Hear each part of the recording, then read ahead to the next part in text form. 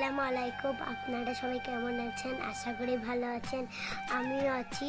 সবাইকে মুবারক। কিরম মেঘটা লেগেছে দেখেন গাইস। চলো ধুয়ে নিয়ে আসি, দিয়ে ভাতটা চাপাই, তারপরে তো আপনাদের সঙ্গে শেয়ার করবো কি দিলাম বিরিয়ানিতে। কে কে বিরিয়ানি খেতে ভালোবাসেন কমেন্টে জানাবে। আমি তো বিশাল সুন্দর বিরিয়ানি খেতে ভালোবাসি। নামাজ পড়ার হয়ে গেলে আমাদের বাড়িতে বিরিয়ানি খেতে চলে আসবে। আমি আপনাদের নিমন্ত্রণ করলাম।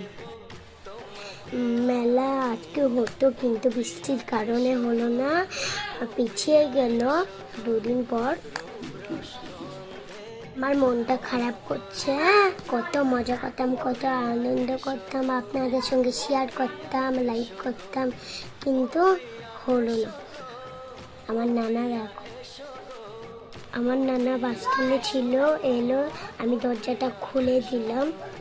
ভাতটা মাখিয়ে নেওয়া মাতে ভাতটা মাখিয়ে নিলাম সুন্দর করে, তারপরে গ্যাস জ্বালিয়ে গ্যাসে বসিয়ে দিলাম, দিয়ে 1 ঘন্টা চাপা দিয়ে রেখে দিতে হবে।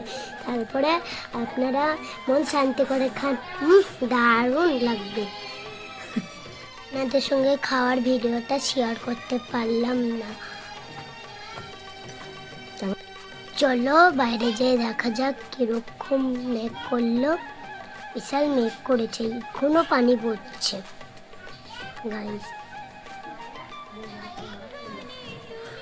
মেঘের দিনে কি কি খেলেন আমাকে প্লিজ জানাবে, একটু শেয়ার করে দেবেন আমাকে একটু।